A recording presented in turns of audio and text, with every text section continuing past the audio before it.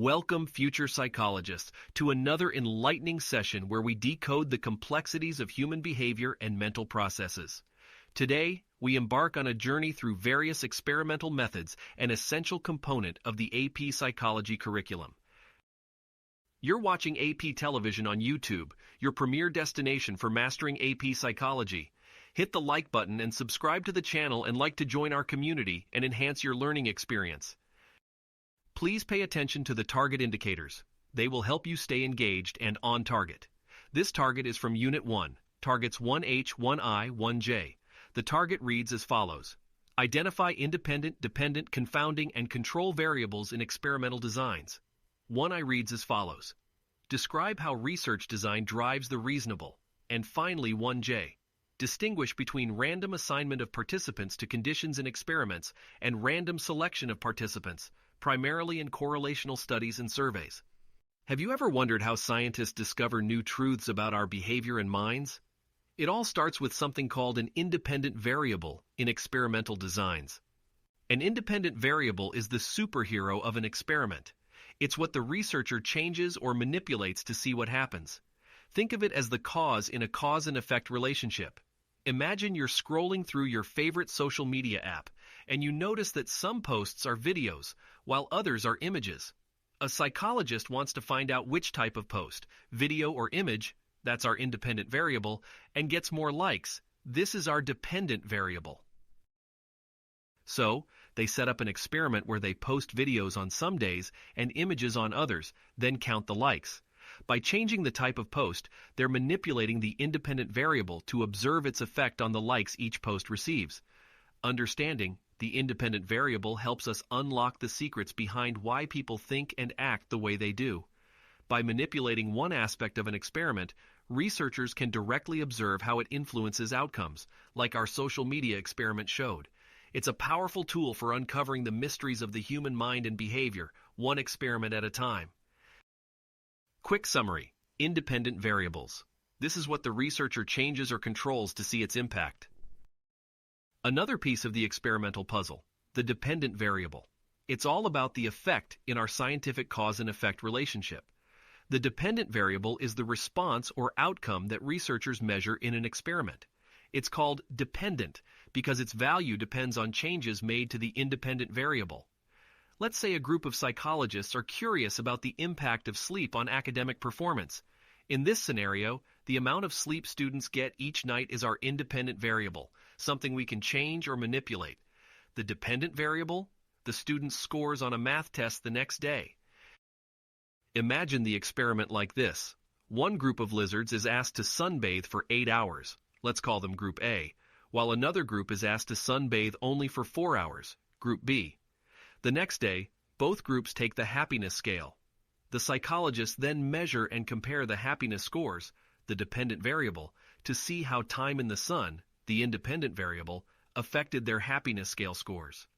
The dependent variable gives us the outcome of our experiment, offering insights into how changes in our independent variable, like sleep, can influence results, like test scores. It's like watching the ripple effect of our actions in real time, helping us understand the direct impacts on human behavior and cognition. So next time you're pondering over an experiment's findings, remember the crucial role of the dependent variable in connecting the dots between cause and effect. Quick summary: dependent variables, the outcome or effect that is measured. Ever wonder why experiments sometimes get tricky? Enter the confounding variable, supervillain that can turn clear results into a crisis. A confounding variable is something that you didn't intend to study, but ends up influencing your experiment's outcome. It's like an uninvited factor that can muddy the waters between your independent and dependent variables, making it hard to tell what's really causing the changes you observe.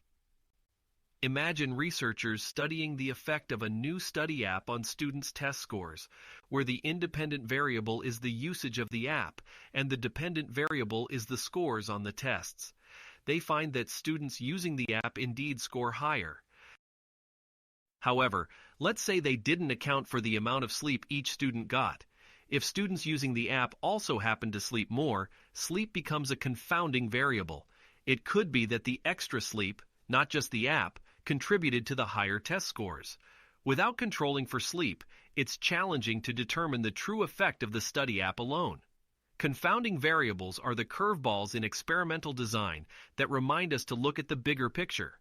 They teach us the importance of thorough planning and consideration in setting up studies to ensure that we're really seeing the effect of our independent variable on our dependent variable. By identifying and controlling these variables, researchers can draw clearer, more accurate conclusions about how our world works, from psychology to medicine and beyond. Quick summary: confounding variables. These are the sneaky variables that could influence the DV without the researcher's intention. Let's zero in on control variables, those silent guardians that ensure our experiments are fair, reliable, and not swayed by unwanted forces. Control variables are the constants in an experiment. They're the elements that researchers keep unchanged across all parts of the study to make sure that any differences in the outcomes can truly be attributed to the independent variable, the one thing they're testing.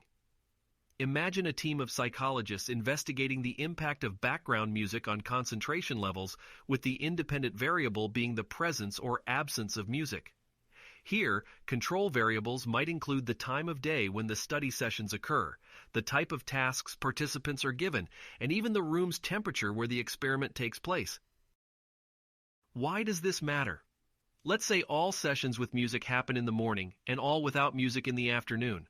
If we find that morning sessions have better performance, how do we know if it's because of the music or just that people are more alert in the morning?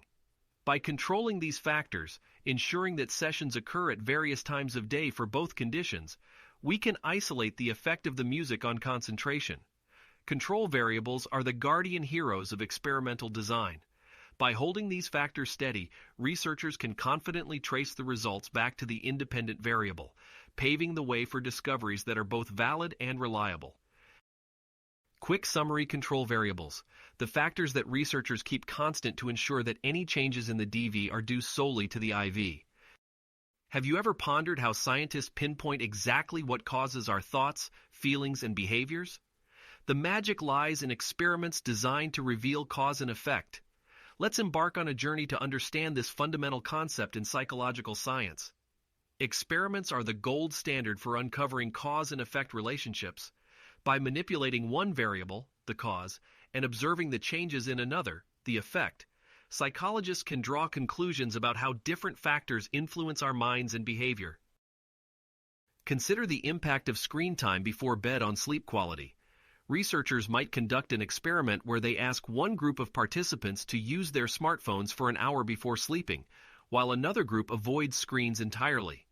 If the smartphone group reports more difficulty falling asleep, the experiment suggests a cause and effect relationship between screen time and sleep quality. Experiments like these allow psychologists to move beyond guesses and hypotheses to establish concrete evidence about what affects our mental and physical well-being. By meticulously setting up scenarios where only one variable is changed at a time, they can shine a light on the intricate pathways that shape our experiences and behaviors. Today, we're diving into how experimental controls help us strip away confusion and home in on the truth. These controls are like the unsung heroes of research, ensuring we get clear, unambiguous answers. Let's uncover their role in experimental design. Experimental controls are techniques used to minimize the effects of variables other than the independent variable. This means we can be more confident that any changes in our dependent variable are truly due to our manipulation, not some outside factor. Imagine an experiment testing the effectiveness of a new educational app on learning outcomes. Without control groups, students who study in traditional ways or not at all, it would be tough to say if it was really the app making the difference, or if students would have improved anyway. Experimental controls, like keeping study environments consistent across groups, ensure that the only significant difference is the use of the app, reducing alternative explanations for the results. By meticulously applying controls, researchers can isolate the effects of their interventions, making their conclusions about cause and effect much more robust. In the realm of experiments, how do we ensure that our findings are fair and unbiased? The answer lies in a simple yet powerful technique: random assignment. Let's delve into why it's essential for proving cause and effect. Random assignment is like drawing names from a hat to decide who participates in different parts of an experiment. This method ensures that each participant has an equal chance of being in any group, balancing out any pre-existing differences among individuals. Say we're investigating whether listening to classical music while studying improves test scores. By randomly assigning students to a music group or a no-music group, we ensure that factors like prior knowledge, study habits, and even preferred music genres are evenly distributed, making it more likely that any differences in test scores are due to the music, not other variables. Random assignment is a cornerstone of experimental integrity, allowing researchers to make strong cause and effect claims. It ensures that the groups being compared are as similar as possible at the start of the experiment, laying a fair groundwork for uncovering the truths about our behavior and mental processes.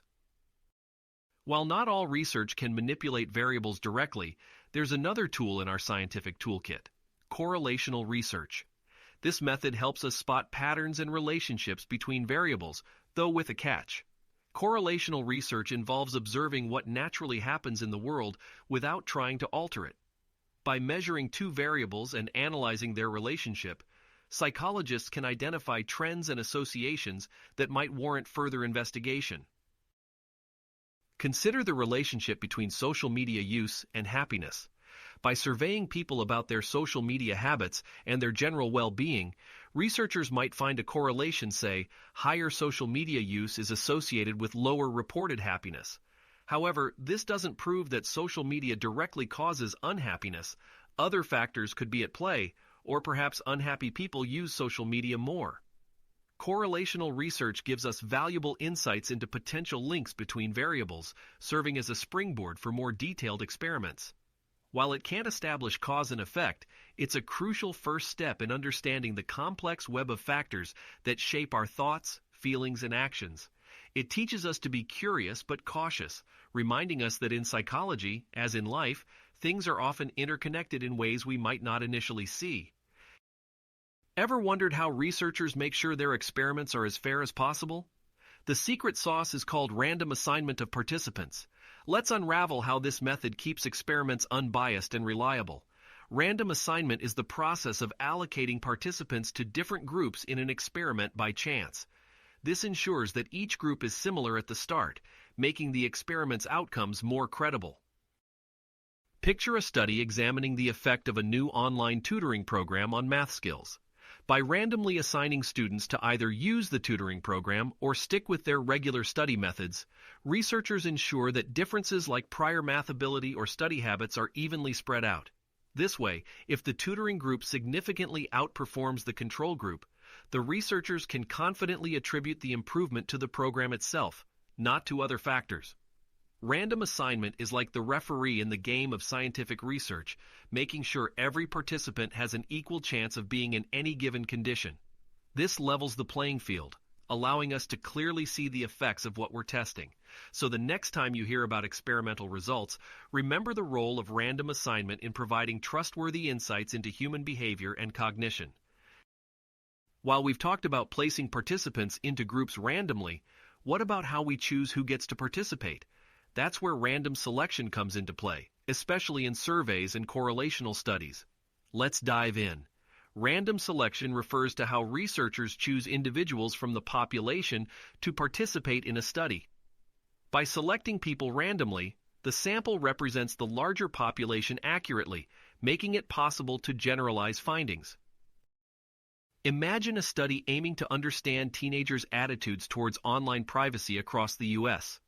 By randomly selecting participants from various regions, ages, and backgrounds, the study ensures a diverse mix that mirrors the broader population of U.S. teenagers.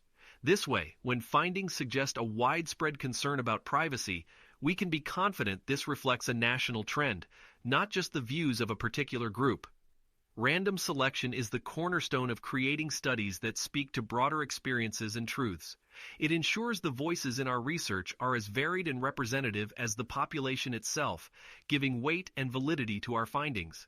Whether it's in understanding societal trends or the effectiveness of interventions, the power of random selection helps us capture the big picture. Random assignment is a technique where researchers randomly allocate participants to different groups or conditions in an experiment. This randomness is crucial because it ensures that each group is comparable at the start of the experiment, eliminating bias and allowing for a fair comparison of outcomes. Imagine a study investigating the impact of a new educational app on learning outcomes. Half of the participants are asked to use the app for studying, while the other half uses traditional textbooks. Here's where random assignment kicks in. Participants are randomly assigned to either the app group or the textbook group. This means that any differences like age, academic ability, and study habits are evenly distributed between the two groups. Why does this matter? Let's say the app group ends up performing better on the final test. Because of random assignment, we can be more confident that the improvement is due to the app itself, not because one group happened to have more diligent students. Random assignment helps us pinpoint cause and effect, making our conclusions about the app's effectiveness more reliable. Random assignment is like the secret ingredient that ensures the results of an experiment are valid and unbiased. Random selection of participants. This isn't just any selection process, it's the key to making sure our findings can be applied far and wide. Let's see how it works in action. Consider a survey aiming to explore the relationship between social media use and self-esteem among teenagers. Using random selection, researchers might draw names from a school's enrollment list to decide who gets surveyed, making sure every teen has an equal shot at participating, regardless of their social media habits or self-esteem levels. Why is this so crucial? Imagine if only the most active social media users were surveyed. The results could suggest a stronger link between social media and self-esteem issues than actually exists. By randomly selecting participants, researchers can avoid this pitfall, making their findings more accurate and reflective of the general teen population. AP Psychology students, you made it to the end of the video. Great job. We know it had a lot of information, but this material makes up a significant portion of the exam. Thanks for joining us through this exploration of the different types of experimental methods used in psychology research. Please like this video and subscribe to the channel and share to keep learning with us